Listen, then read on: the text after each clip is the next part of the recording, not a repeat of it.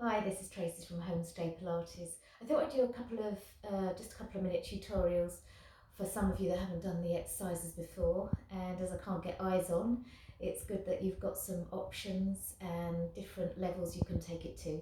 So I'm going to start on hands and knees, and I'll just set you up with the alignment on that. You want to make sure that you've got a hand under each shoulder joint and a knee underneath each hip, so your back is nice and long. If you have your hands and knees too close together, you'll end up sort of rounded, so you really want to extend.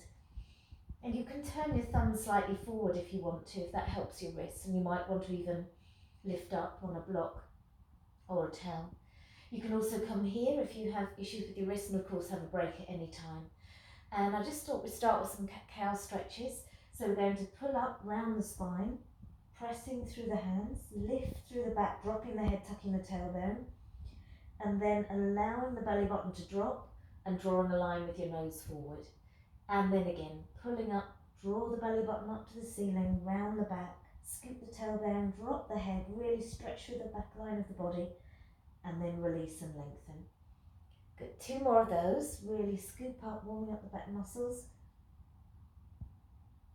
and releasing, lengthening away. Nice gap between ears and shoulders. And one more time. Pull up, lift, and release and lengthen. So when you're using this as a strength position, you want to lift up between the shoulder blades. So you're lifting the rib cage up and you're hugging your lower ribs in towards your spine. And you can do a hovering cat position here, which is a variation on the plank. So for this one, you're just going to pull your belly button in, strong in the arms, strong in the upper back body, and then hovering the knees. And you can take that to toes tucked under if that's a more comfortable position for you. You're keeping the knees very low to the floor. You're hugging the lower ribs in and pulling the rib cage up between the shoulder blades. Try not to let the head drop down, keep that pulling up. And then have a little rest, sink back and release the wrists. Now for the plank, some of you may find that the wrists are a bit of an issue anyway, so we can do it from the forearm position, which I'll now show you. So you're going to put your elbows directly under your shoulders where your hands were, and your hands directly in front, like the figure 11.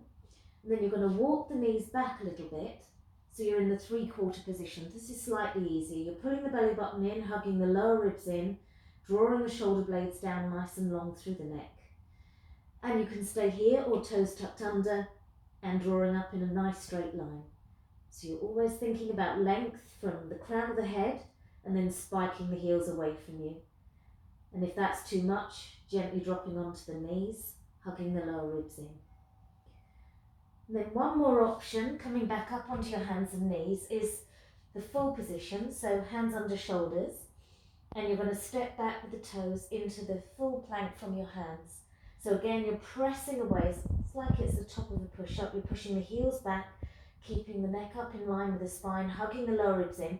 Just make sure you don't let the back drop down here, keep pulling up and spiking the heels back.